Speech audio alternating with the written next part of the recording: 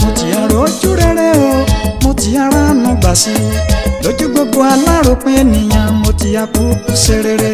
mo ti àrójú rere mo ti aránu gbà sí mo ti àrójú rere mo ti aránu gbà sí lójú gbogbo aláròpin ènìyàn mo ti àkókò ṣe rere. àánú ni Joseph rí gbà láàrin ọmọ bàbá rẹ̀ lẹ́yìn ọ̀pọ̀ làálàá rẹ̀ pẹ̀lú ọ̀pọ̀lọpọ̀ ogun láyé Joseph padà borí ogun àlá Joseph padà wáṣẹ bí Joseph bá rí ti ẹsẹ̀ lójú gbogbo aláròpin ènìyàn mo ti àkókò ṣe rere. mo ti àrójú rere mo ti aránu gbà sí mo ti àrójú rere. jẹ́ kí a gbàdúrà orúkọ Jésù àmín. Ọlọ́run a tún lọ nínú ọ̀rọ̀ rẹ̀ Olúwa bá wa pàdé àmín Jésù. darapọ̀ mọ́ wa àmín Jésù. ọ̀rọ̀ náà Olúwa jẹ́ ó ṣí wa níyè àmín Jésù. Olúwa jẹ́ ó ṣí wa níyè àmín Jésù. kí ẹ̀mí mímọ́ rẹ kó gba ìṣàkóso àmín Jésù. Jésù Olúwa wa. àmín.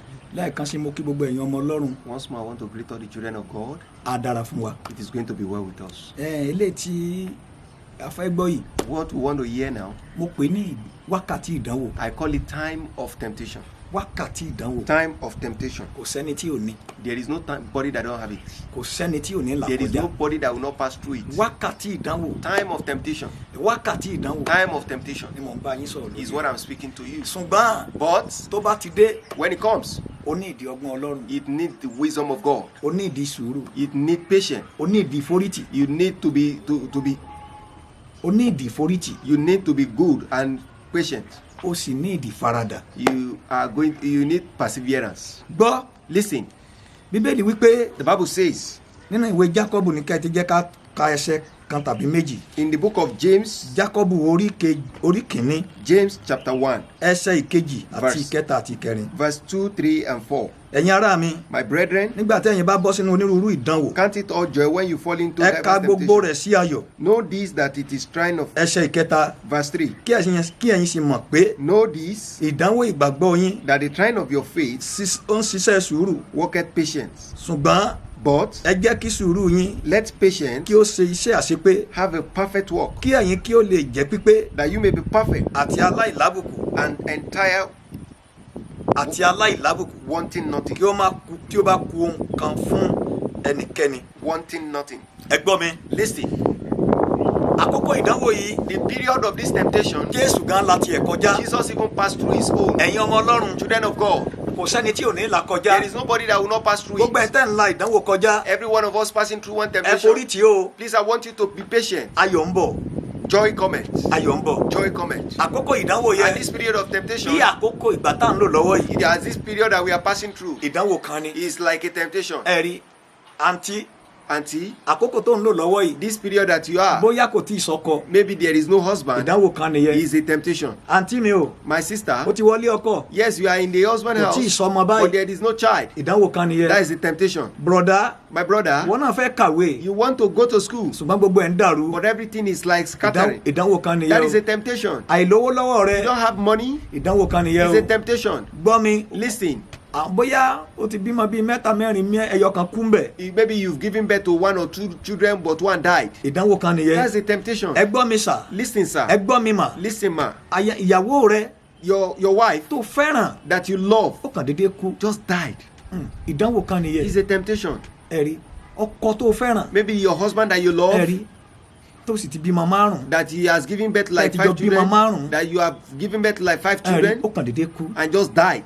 ó wá wọ nìkan. He's just alone. You are wákàtí alone. wákàtí ìdánwò That is a nìyẹn. time of temptation. gbọ́ Listen, kò ní borí rẹ̀ it will not overcome bó bá you lè dúró ti Olúwa. if you can stay with the Lord. mò ń bá wa sọ̀rọ̀ I'm speaking to us. ẹ gbọ́ mi lẹ́ẹ̀kan sí. Listen to me once ní again. àkókò ìdánwò In the period of temptation, kì í ṣe ọ̀rẹ́ o. there is no friend. ìyá rẹ lè fi ọ́ lẹ̀. Your mother might leave you. bàbá lè fi ọ́ lẹ̀. Your father might forsake you. àbúrò rẹ lè sọ pé òun ò mọ̀ ọ́ mọ́. Your even junior brother can say, don't know you again. ẹ̀gbọ́n rẹ lè sọ pé òun ò mọ̀ ọ́ mọ́. Your brother can say, don't know you again. ṣùgbọ́n dúró ti But Olúwa. I want you to stay with the Lord. ẹ̀yin ọmọ Ọlọ́run Children of God, wákàtí ìdánwò the period of ó temptation, máa ń le díẹ̀. it's all like a tough ó time. máa ń le díẹ̀. It's like a tough time. ṣùgbọ́n But dúró kó o di Jésù mú. If you can wait patiently and hold on to Christ, dì í mú. hold on to Christ, dì í mú. hold on to Christ. wákàtí ìdánwò rẹ Time of temptation, wọ́n lè bà ọ́ lórúkọ they jẹ́. might even spoil your name. wọ́n lè gbógun tì ọ́. They can even wage war against you. wọ́n lè dìtẹ̀ mọ́ They ọ. can even do everything against you. ìránṣẹ́ Ọlọ́run o. The children of gbọ́ God, mi. listen. wákàtí tiẹ̀ ló wá yìí. Your own period of bó o ti ń temptation, gbàdúrà tó. as you are praying, nǹkan ò rí bó ṣe yẹ kó this rí. is not going the way it's supposed to go. gbogbo àwọn tẹ́jọ́ bẹ̀rẹ̀ ló ti lọ jù ọ́ People lọ. that you started together has gone ahead of you. ò ń gbàdúrà You are praying. láti bí ọdún bíi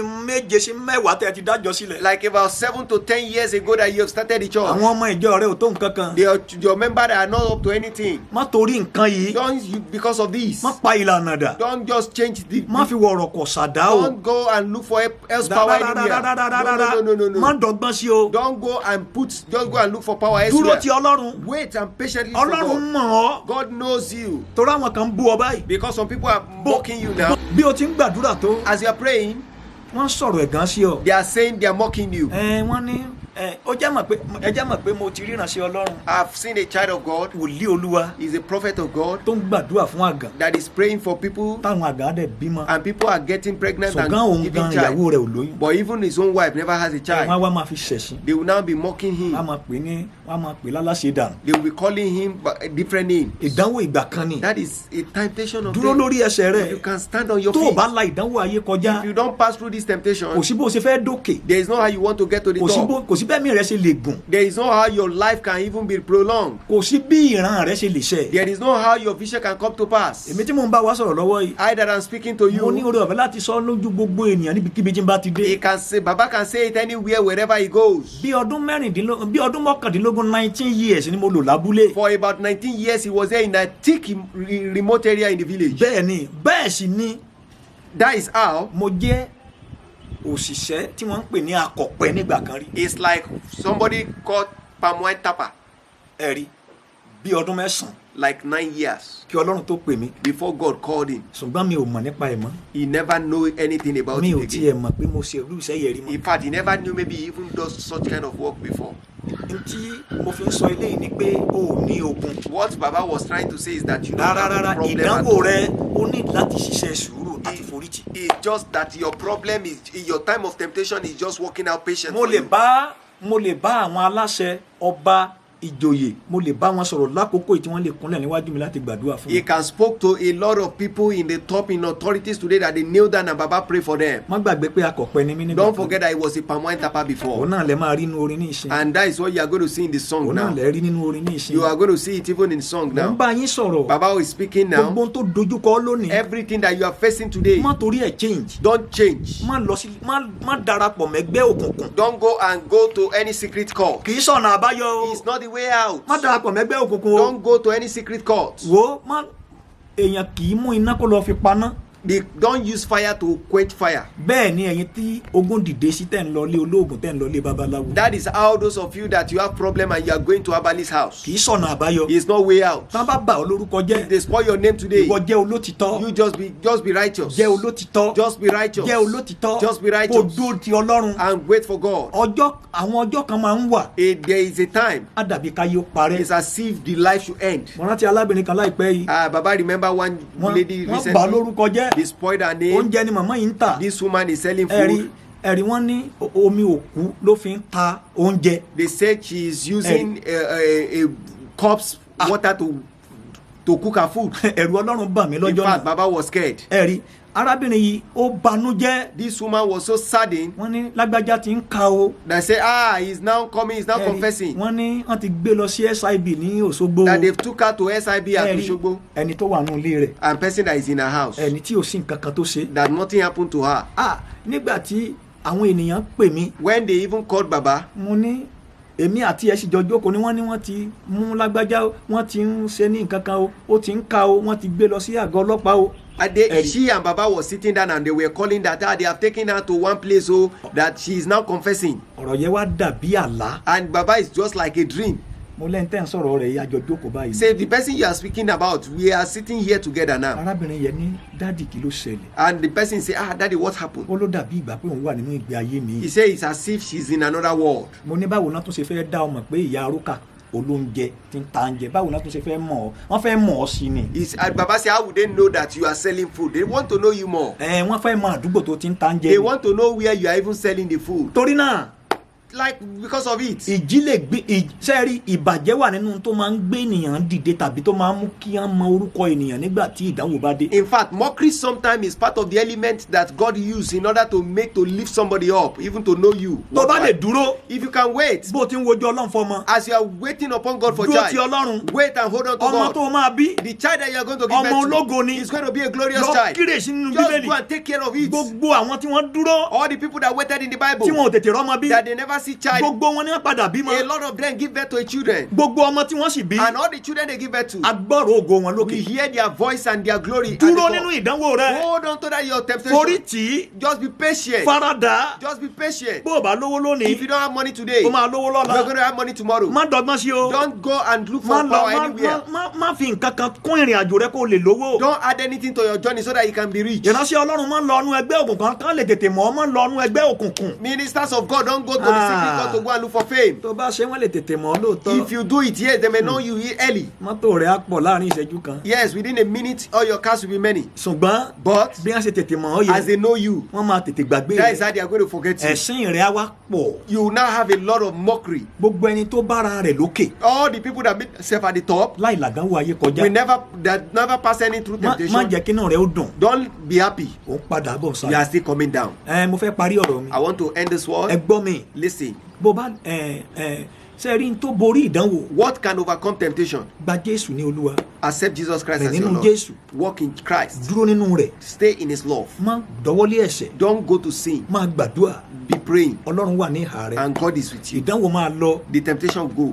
eléyìí tí à ń là kọjá lórílẹ̀‐èdè This one Nàìjíríà that we are lọ́wọ́lọ́wọ́ passing yìí through in Nigeria now ìdánwò kan nìyẹn is a temptation. ó ń bọ̀ wá tán And it's going to end. ọkàn rẹ̀ ń bọ̀ wá balẹ̀ And you're going to come down. gbogbo ìbànújẹ́ yà á kúrò Every sorrow and problem will tó go. tó bá róúnjẹ jẹ lónìí If you don't see food to eat today, má ṣàkàkiri o don't just run here má and jẹ́ ká scatter. bà olórúkọ jẹ́ Don't let them spoil your name. o má lọ jalè Don't go and steal torí pé kò sóúnjẹ because there is no torí food. pé kò sówó Because there is no torí money. pé wọ́n ti wà mọ́lé Because they lock us down. pa òfin mọ́ Be faradà Just be patient. forí tì í Just go and be fún patient. ìgbà kan ni It's just a ayé rẹ̀ ń phase. bọ̀ wá padà dáa Your life is going to be okay. ẹ̀yin ọmọ Ọlọ́run Children of God, àlàáfíà fún gbogbo ẹ̀yin ọmọ Ọlọ́run peace unto all the children of ó God. máa dára fún yín o It's going to be well with lẹ́ẹ̀kan us. sí Once more, forí tì ìdánwò rẹ be patient in your kó o sì temptation. fara da ìdánwò rẹ And be patient in your ọjọ́ temptation. ayọ̀ rẹ ń bọ̀ Your day of joy is coming. orúkọ mi ni ajínrere Ezekiel Dáre Ọláolúwa Baba name is Evangelist Ezekiel Dare Olaoluwa. bàbá alákọ̀dé Baba Alakodion. yóò dára fún yín o. It is going to be well with Ẹ ṣé. us. Thank you.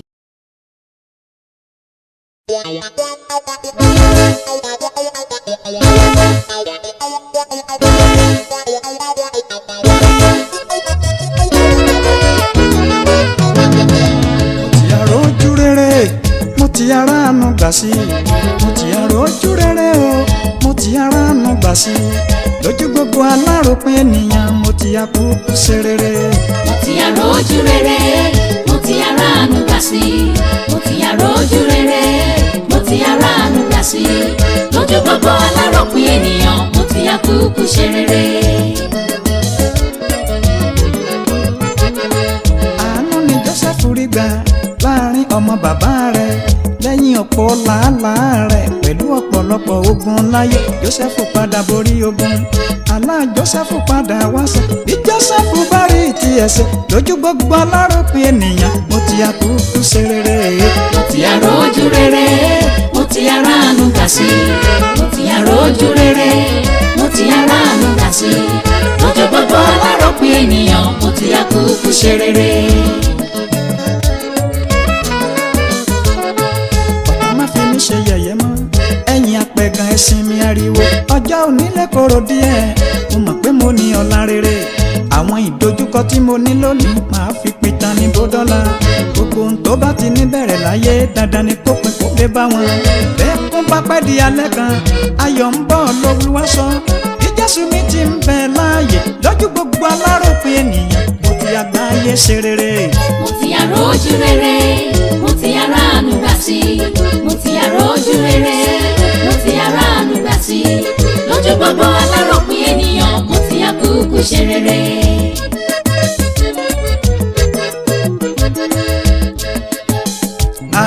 Mo rántí lákòókò ìgbà kan wà lábúlé iṣẹ́ ọ̀pẹ ni mò ń ṣe ara mi ò kí n tó jẹun ìgbà mìíràn ó lè jẹ́ wípé iṣẹ́ àgbàro ni lọ́jọ́ yẹ nítorí kò sí olùrànwọ́ ṣùgbọ́n nígbà tí Jésù dé ara mi ògo ni fọ́lọ́run torí ìgbà yẹn ti di tán mo wá di ọ̀rẹ́ olówó mo dẹni tó ń bọ́ bá jẹun ìwọ olùgbọ́ ọ̀rọ̀ mi kí ni làkọjá tirẹ̀ kí láwọn ìṣòro tó dojúkọ tó fẹ́ fi bínú para rẹ̀ ìgbàgbọ́ wo Jésù ọmọ Ọlọ́run ọjọ́ ayọ̀ rẹ̀ ń bọ̀ lọ́nà ìgbàgbọ́ wo Jésù ọmọ Ọlọ́run ọjọ́ ayọ̀ rẹ̀ á dé o.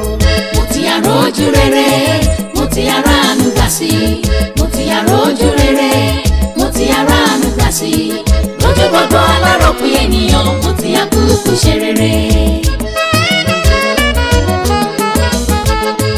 ará mi olùfẹ́ ọ̀wọ́n mo ní ìmọ̀ràn kan fún wa sẹ́rí kéèyàn fọ́ lójú tàbí kéèyàn gé lápá kéèyàn kó tilẹ̀ yarọ tàbí kí o má kàwé rárá ẹ̀gbọ́n àtàbúrò lè dìde ogun bíi ti Jósẹ́fù lọ́jọ́sí tàbí kí wọ́n tilẹ̀ lé ọ jáde bíi ti Jẹ́fítà ojàre ọ̀rẹ́ mi má ṣe sọ̀rọ̀ tínú ọjọ́ ayọ̀ kan ń bẹ fún ọ ohun tí wọ́n á ṣe ni wípé gba Jésù ní olùgbàlà rẹ má ṣe bá wọn mu sìgá rárá má mu gbó torí ó léwu má ṣe bá wọn mutí mọ́ má sì ṣe bá wọn ṣàgbèrè àǹtí tó ń ṣẹ́yún ọjọ́ ọ̀la ló ń dáná sun ó wà nínú ẹgbẹ́ òkùnkùn ó ń bọjọ́ ọ̀la rẹ jẹ́ ní gba Jésù ní olùgbàlà rẹ kí o lè rógolò láyé láìpẹ́ láì jìnnà ọ̀rẹ́ ọjọ́ ayọ̀ rẹ á dé o. mo ti yàrá ojú rere mo ti yàrá àánú gbà sí mo ti yàrá ojú rere mo ti yàrá àánú gbà sí lójú gbogbo aláròpin ènìyàn mo ti yà kúkú ṣe rere. ojú gbogbo aláròpin ẹ̀dá máa kúkú ṣe rere. lójú gbogbo aláròpin ènìyàn mo ti yà kúkú ṣe rere. ojú gbogbo abínúkù mi máa kúkú tayọ láyé. lójú gbogbo